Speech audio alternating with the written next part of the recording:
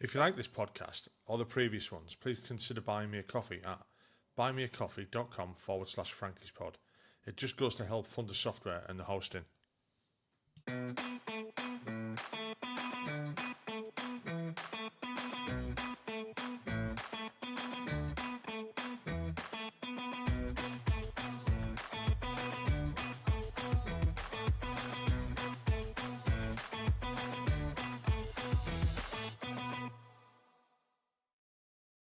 Hi, welcome back to the podcast.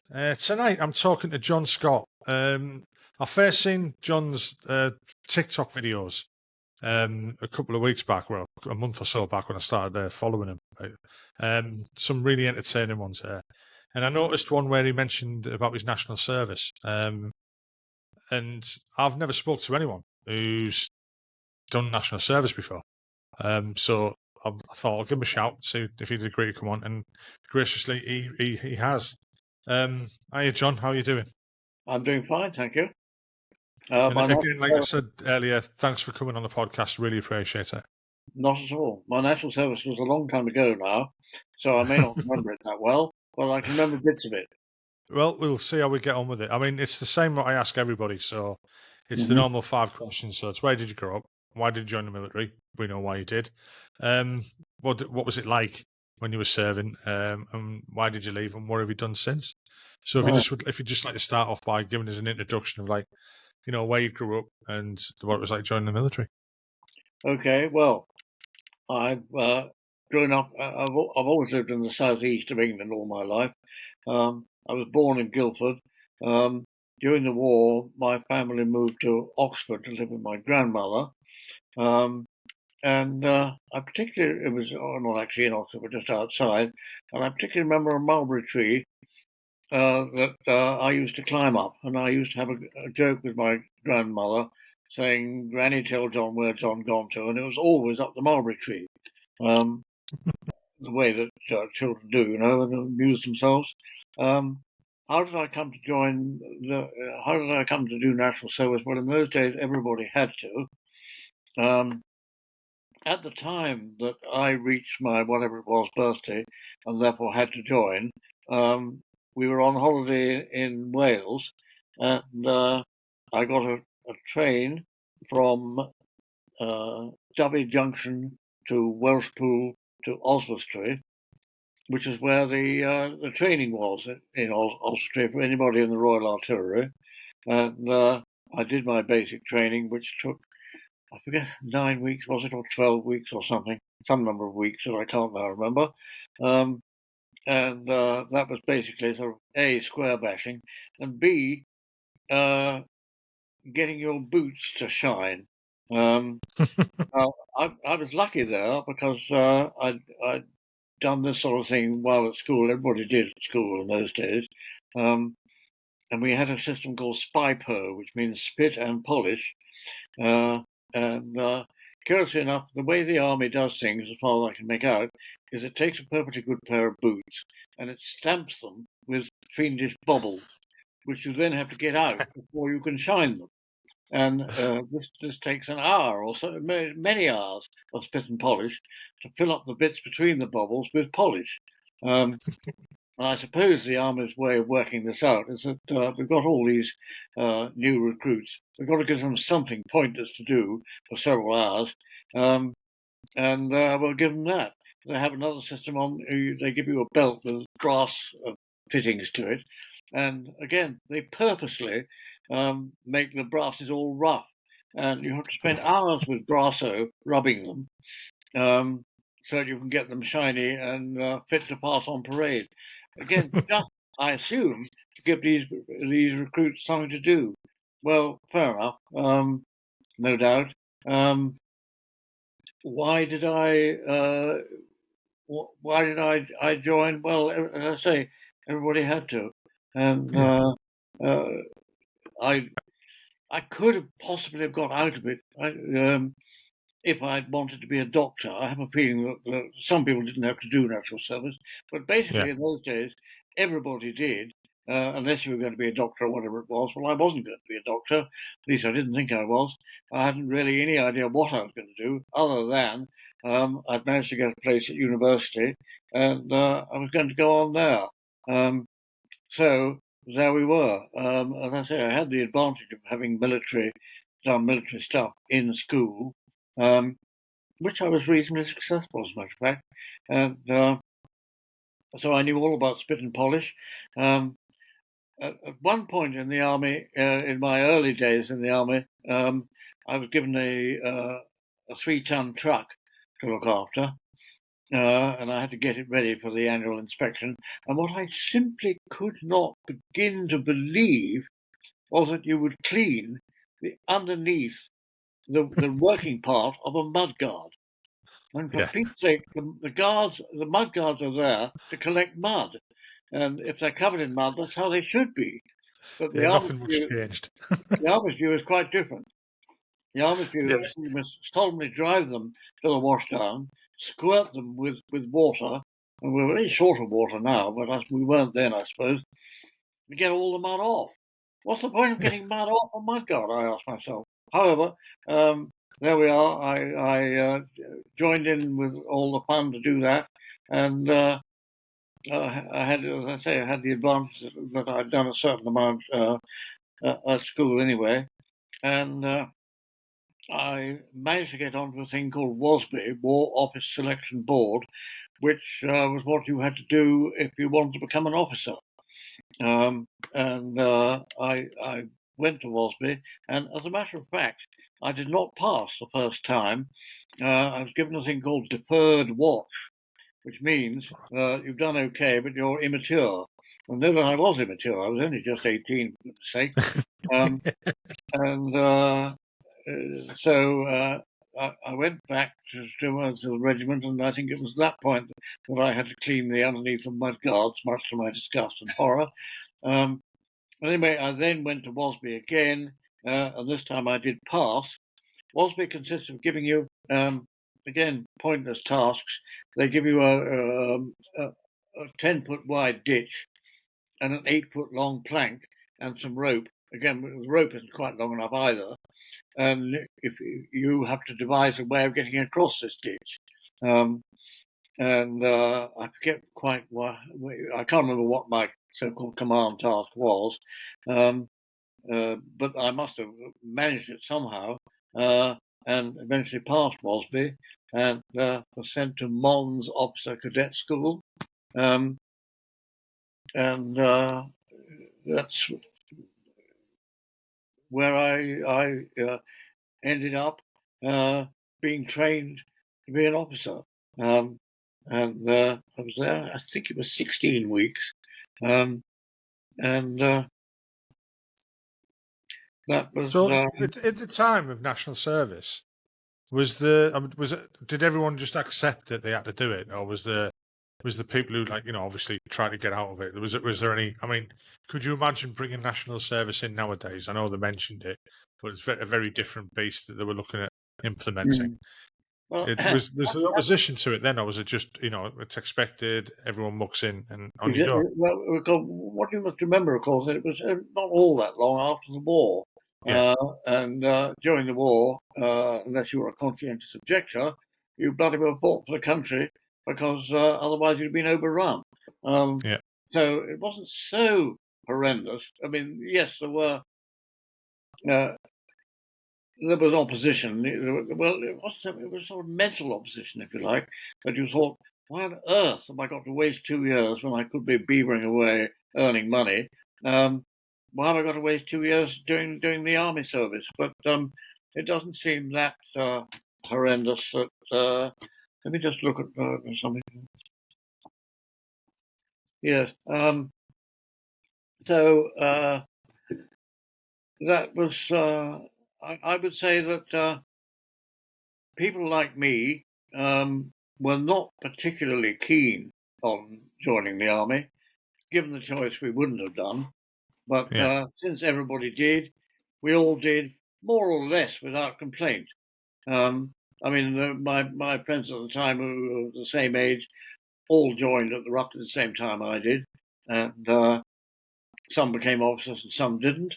But it was accepted that you did your 2 years and came out and did something else.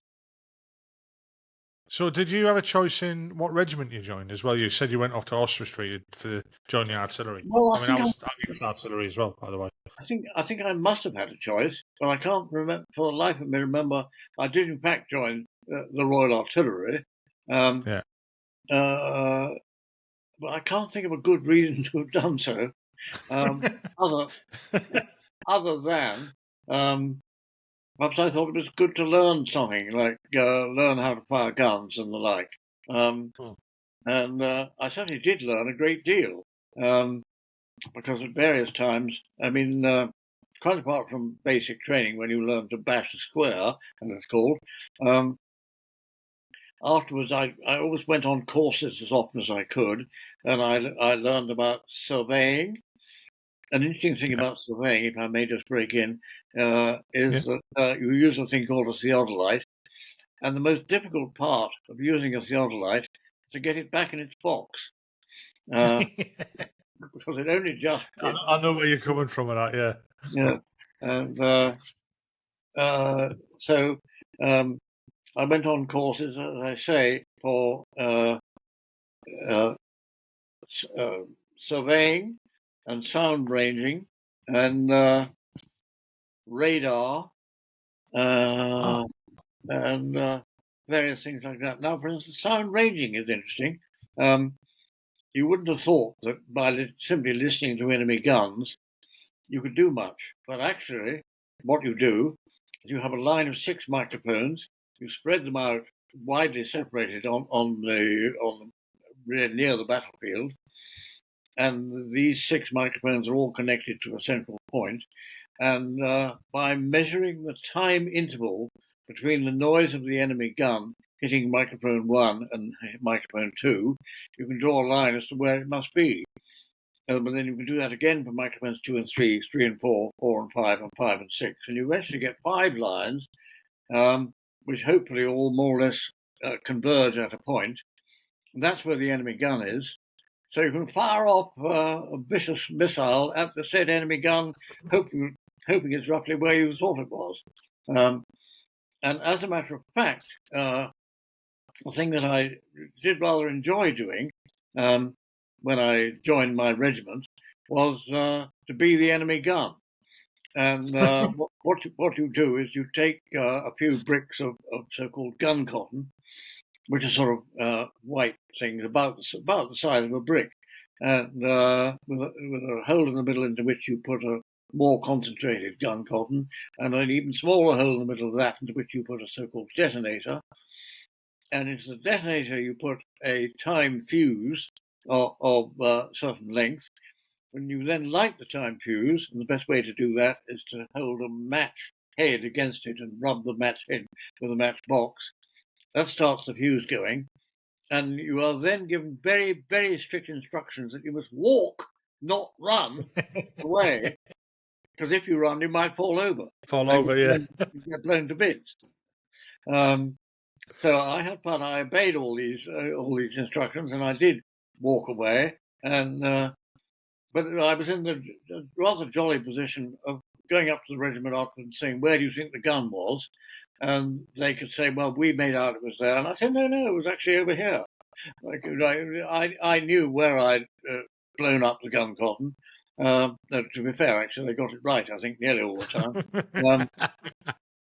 But I knew the exact map reference of where I'd made the bang. So that was fun. And yes, I quite enjoyed my military service. I made some good friends. For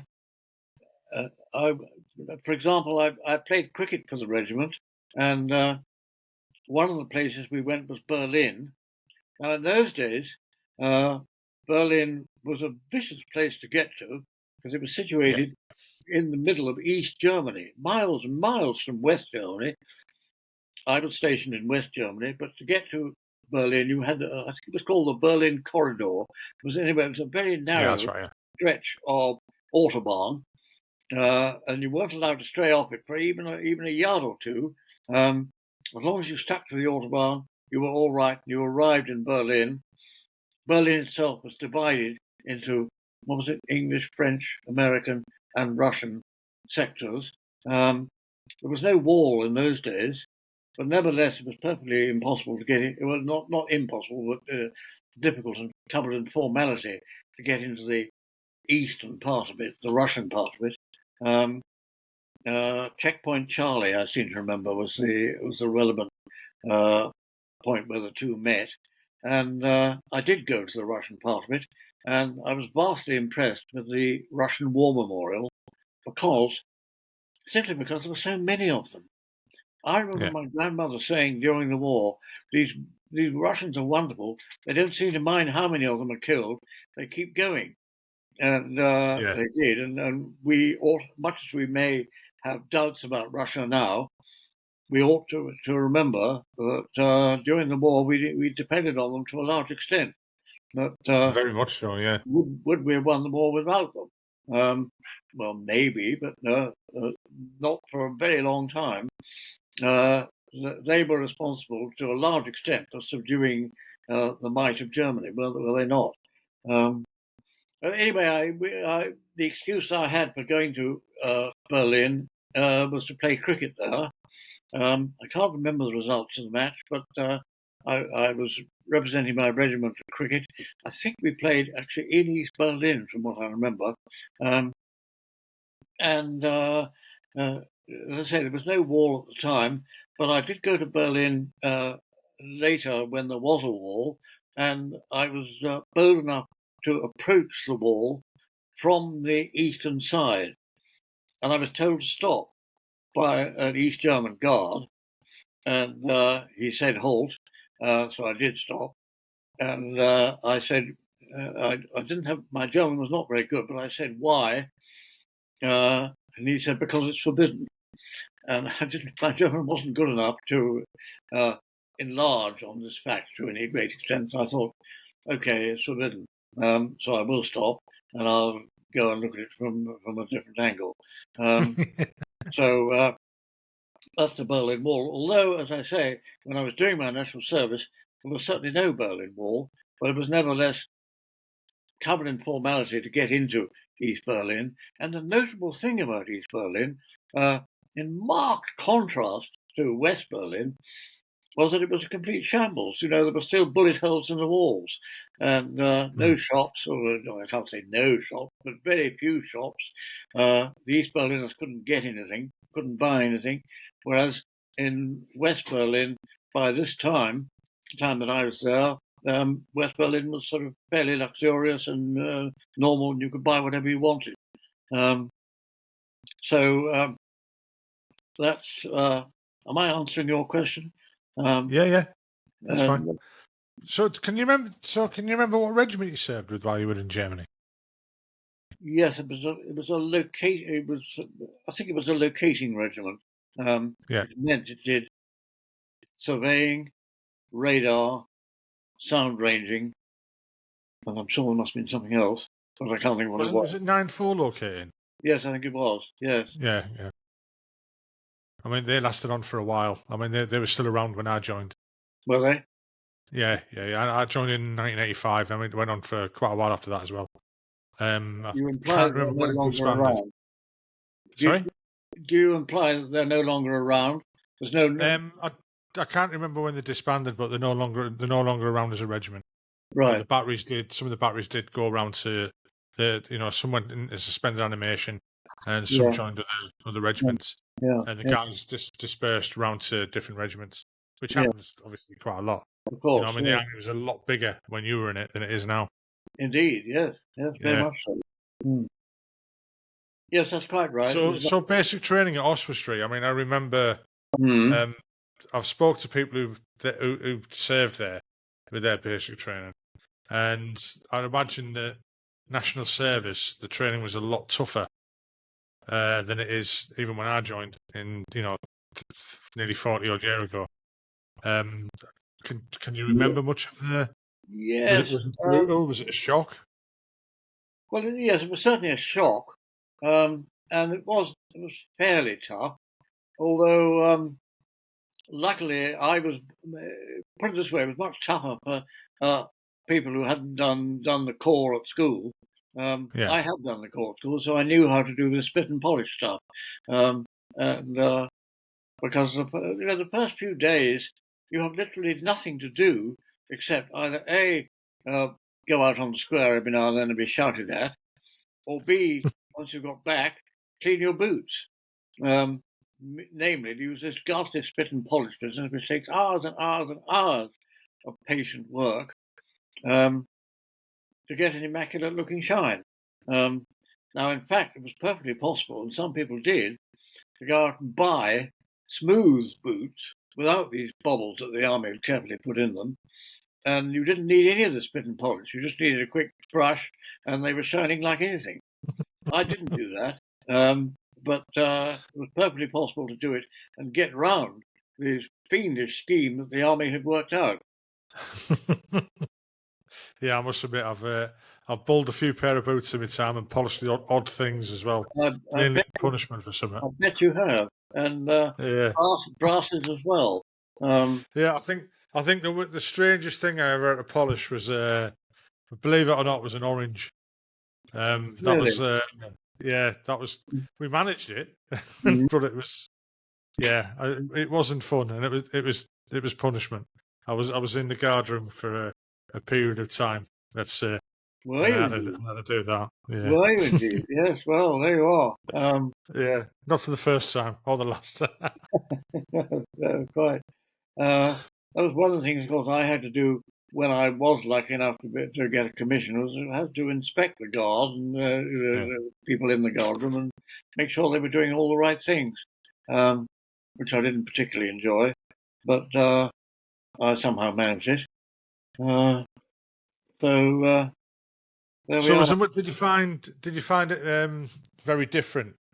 Like once you got your commission or gained your commission, being treated differently and stuff like that.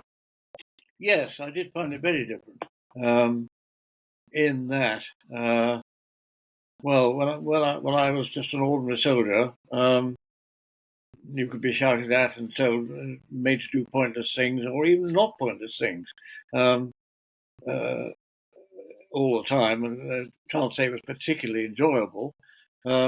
Whereas when I was an officer, there were still pointless things to do, but sort of being able to tell people to do them was a help.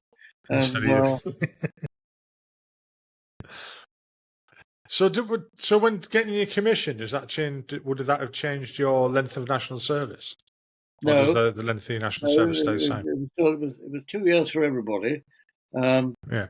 And but I didn't get I mean, if you were sort of highly mature and efficient and everything, you would have you'd have passed WASB after about, I don't know, 12 weeks in the army, I guess. Then you'd have had your 16 weeks of officer training, and then you'd have been in a regiment as a second lieutenant. In my case, I didn't become a second lieutenant for about 6 months, I should think. But I'm sure it was perfect. I'm sure it was very good for me, and you know, showing me that life wasn't all roses and whatever the expression is. Yeah. Sweetness, it's not all sweetness and light, is it? So, what was Exactly. it like going to Germany for the first time? Well, that was fun, as a matter of fact. It was more Yeah. or less. Had I been abroad before?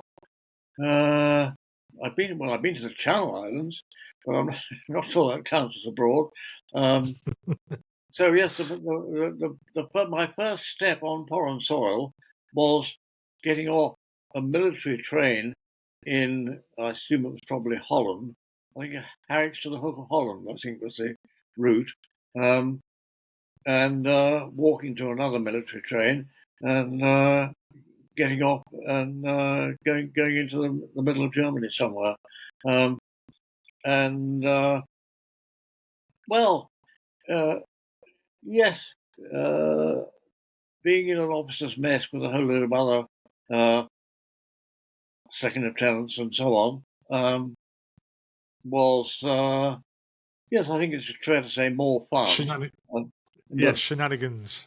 Yes, Hijinks and the mess, you mean? hijinks and all that sort of stuff. Yes, exactly. Yeah. Um, I mean, they have stupid ideas of what to do on is it called a mess night or something? And the junior officer, which was me for quite a while, has to say the right things.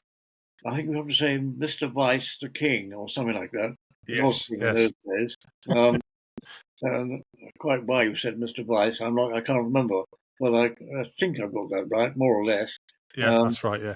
And yes, it was fun, but I didn't really want to do it. And, so, what year did you join? Sorry, I forgot to ask. I think it was somewhere around 56, something like that. Yeah. Yes, that sounds right. Yes. A long time ago, in other words. I'm just making a note of that for later on.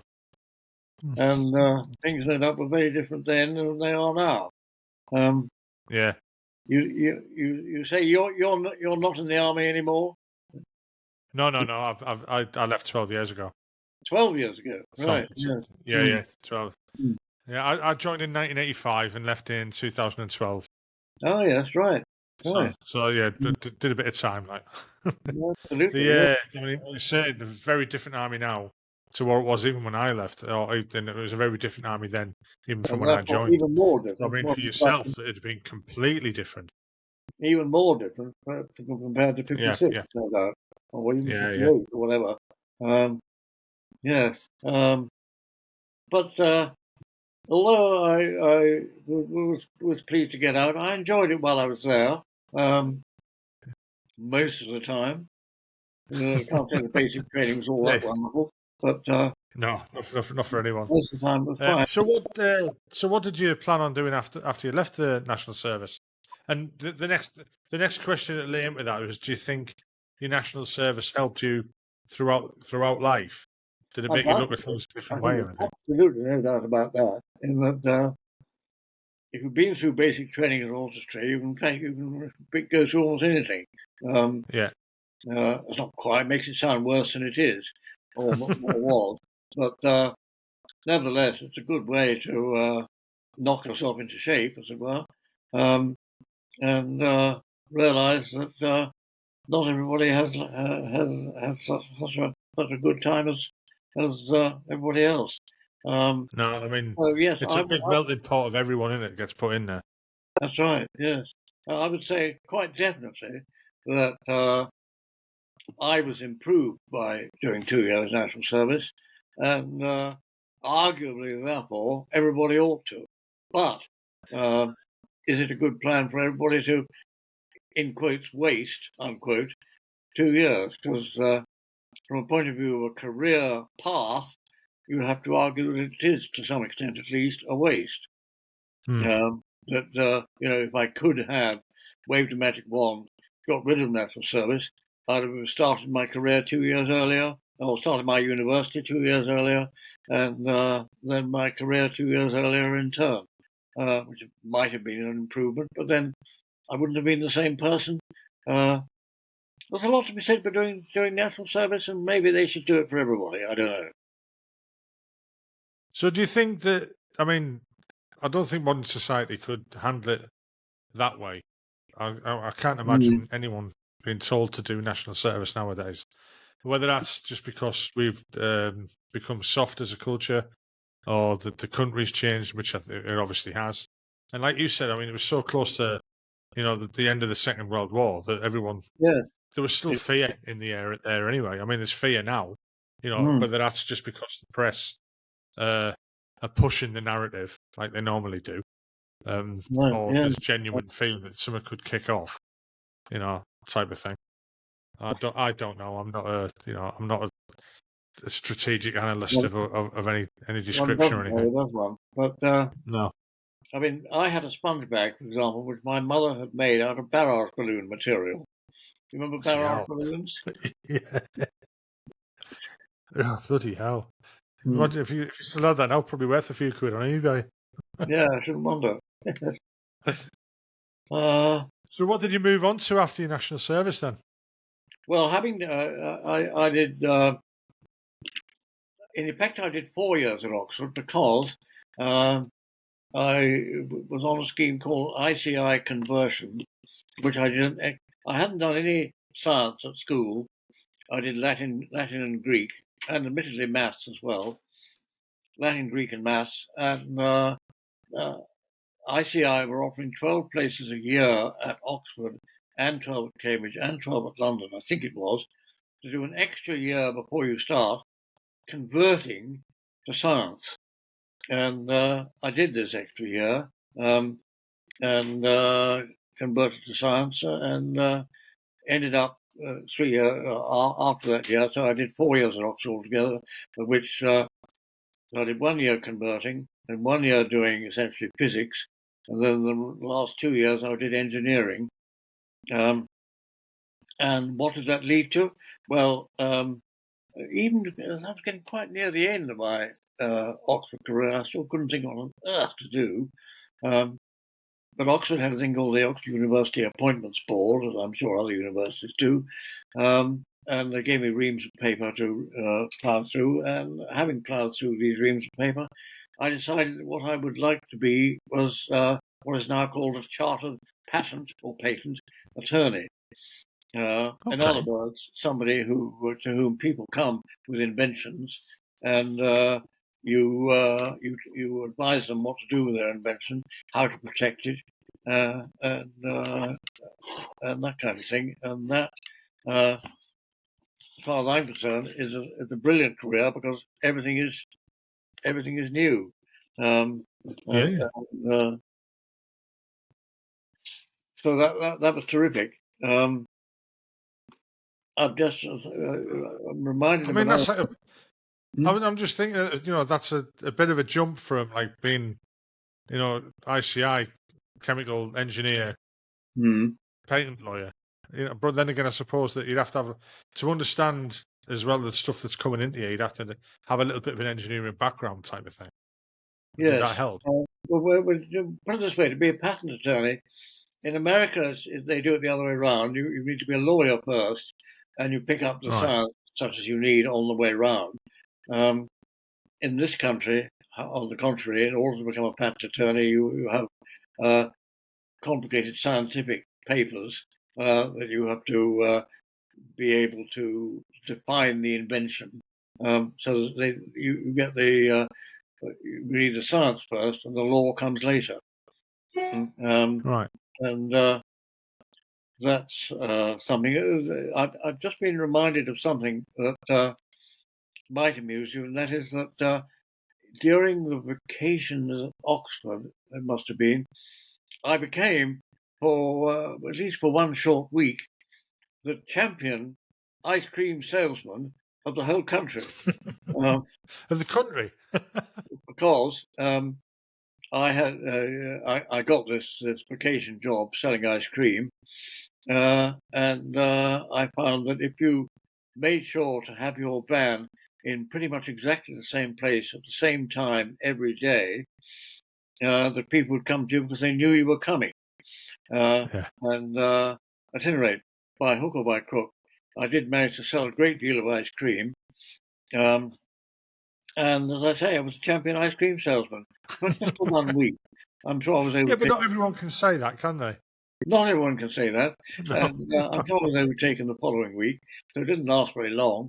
But it was good stuff while it lasted, and it paid quite well, as well as providing one with a certain amount of free ice cream. If I was honest. So I can imagine being a patent attorney that you've seen some very interesting and some very weird inventions come across your desk. Yes, I have, and I dare say that I'm not allowed to tell you about most of them, but nevertheless, I will tell you about one, Right. and that is imagine you're trying to perfect your golf swing. You can buy all sorts of complicated pieces of elastic and so on, whereby you have a tethered ball and you hit it, and the elastic brings it back and tells you what you would have done in real life and so on. Well, a rather neat idea that came to me was, instead of all this elastic, why not have a hole slightly bigger than the ball through the club, so that if you hit a perfect shot, the ball stays exactly where it is, Yeah. because it's gone through the hole. Yeah.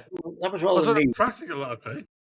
I don't think it would. I'm not sure how well it would work in practice, but No. but I can understand the theory, but yeah, hmm, that'd be quite. You'd have to have a levitating ball, wouldn't yes, but it's a neat idea, I think. you?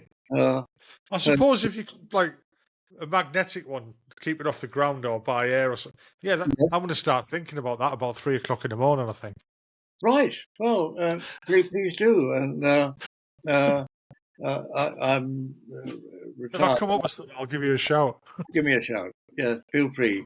Give me a shout anytime, because it's a pleasure talking to you, Frankie, and happy to So, do. I mean, the one thing the next thing I'd like to touch on, if you don't mind, the way is the way I found you, which was TikTok. Right.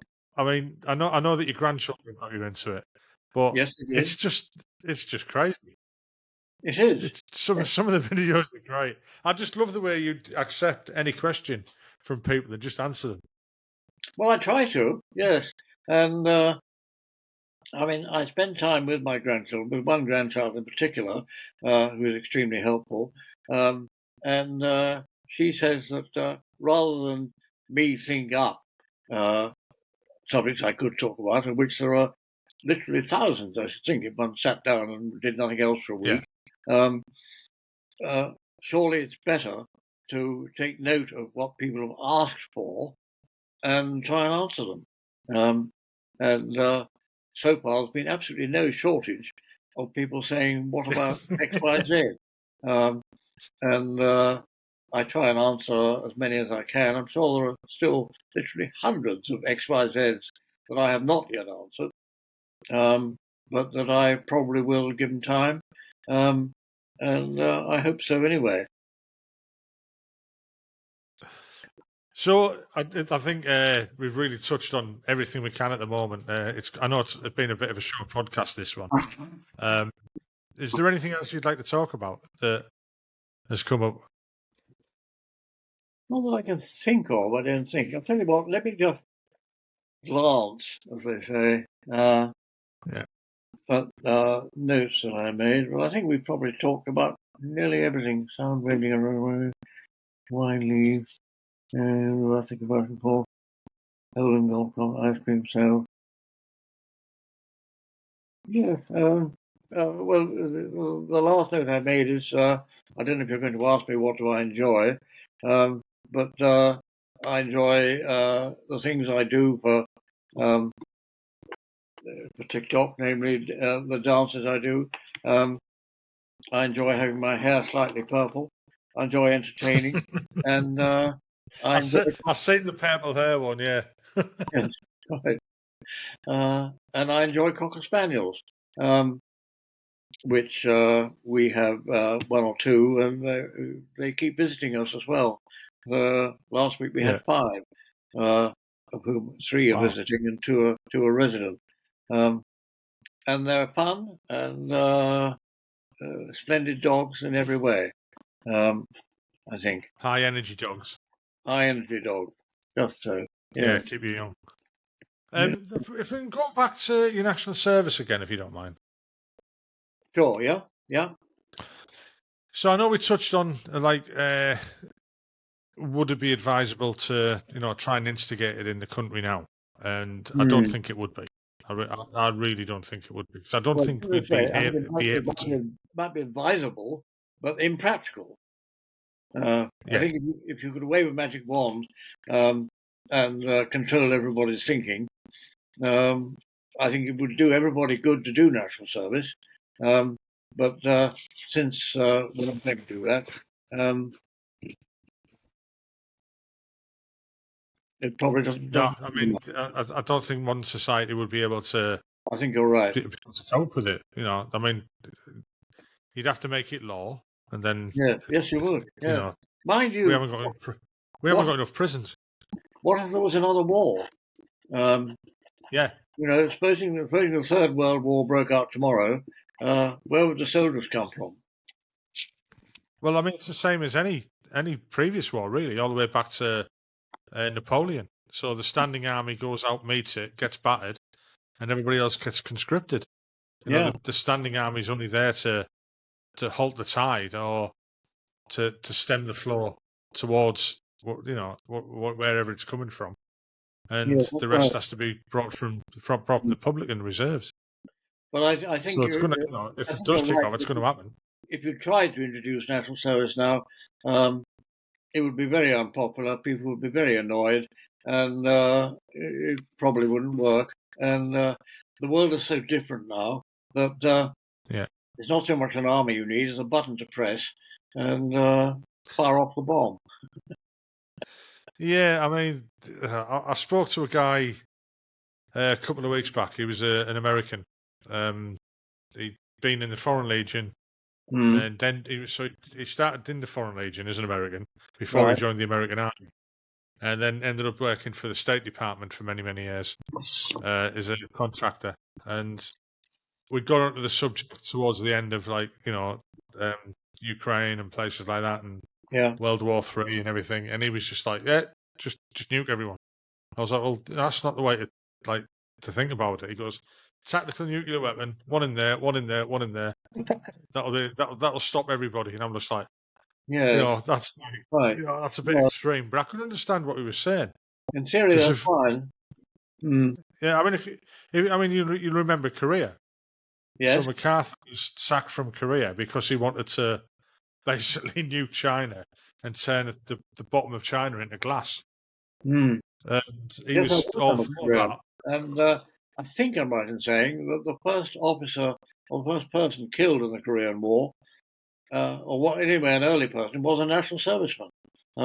Yeah. I mean, I've heard that, yeah. Yes. In those days, you joined, and if you got sent to Korea, then that was it. You did get sent to Korea, and if you died, you died. Yeah.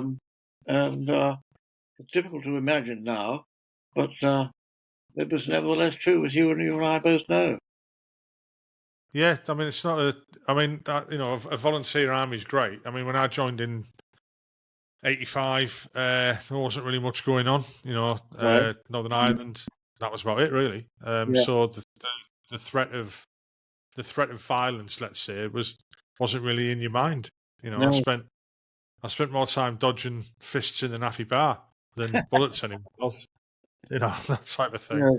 And then later on, as things heated up, and the Gulf War and Bosnia, then Iraq and Afghanistan, things changed. I spoke to a guy, one of my old battery commanders. He ended up colonel. And he was the commanding officer of the Army Training Regiment now at Pirbright, and he was the commanding officer there. And he said, "You got to remember when he was there, Iraq and Afghanistan was going on, and we have a volunteer army now. So when they joined, them lads and lasses who were joining the army there knew that within 18 months of them joining, they were either going to be in Iraq or Afghanistan. And the people out there, there's good people out there, and they still want to join the army. It's just the way it is. It all is at the moment, where it's difficult for them to get in. Civic companies are running it. I don't know really the ins and outs why people can't get in. But I'd advise, I'd hope that the people would want to join for the right reasons, not being forced into it because there's going to be conflict. It is a good life. Not that's not to say it's for everybody. No, but I enjoyed it. I did 27 years. I didn't want to leave. It was quite scary becoming a civvy for me. So you didn't want to leave. Why did you leave? Had to. At the age I was, you only do. My contract was for 22 years. Right. You reached the end of it. I'd reached the end of it. I ended up doing 27 because a year was for the Queen. Right. And then there was a fair bit of, let's say, unreckonable service that I owed the army right. for various stints on holidays that I shouldn't have been having, let's say, and time in Nick. So I did a fair bit. I think 396 days all told in my first 5 years in the army. Right. Yeah. Yes. I was a bit of a naughty boy in them days. Yeah. Yeah. Nothing really bad. Just going AWOL all the time. I just want to stay at home now and again. Oh, right. Yeah. So it wasn't not really bad. No. It's just No. them things, and you grow out of it. You grow out of that behaviour, I suppose. Yes, absolutely. You mature. Mm. Type of thing. I don't think anyone in the military actually does mature until they leave the military, because they're all Oh, just you big think kids. so? Yeah, they're That's just big kids. That's all we are. It's like a big boys' club. That's an interesting thought. So, I've had that mentioned to me a fair few times that I wouldn't say that serving soldiers and say anyone who's in the military can come across sometimes as immature. yes. And I think it's just we tend to laugh at everything and Yes. try not to take things too serious, because if you do, especially if you're out on a tour or something like that, if you're going to be taking everything serious, you're just going to you just fold, you just break. You'd curl up and burst into tears, wouldn't you? Yeah. No, quite right. Whether that's a good thing because you're laughing and you handle it that way, and a lot of people then find that they can't deal with emotions and stuff, and that comes later on. But that's not what we're not here to talk about that. So anyway, John, I'd like to say thank you for coming on the podcast.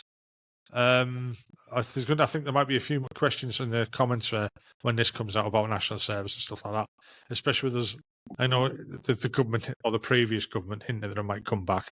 Don't think it will. I don't think it ever will. But I'm not. It's not my decision.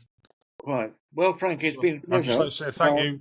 I've enjoyed talking to you. If you do have other questions, come back to me by all means. Always happy to. I want to start sending you questions on TikTok and see how many you answer. Okay. Yes, fine. Do by all means. Right. I'll just end the recording there now. 2 seconds. Okay, Frank. I hope you enjoyed that podcast. I enjoyed recording it. If you could just hit the like button, and also if you could subscribe and hit the notification bell, that'd be great, because it'll help the channel grow. The more people will see it, the bigger it'll get, and the more guests I can get on, and the more people I can talk to. Well, I hope you enjoyed it, like I said. Look forward to the next one. Hopefully it'll be out next week as normal. Bye-bye now.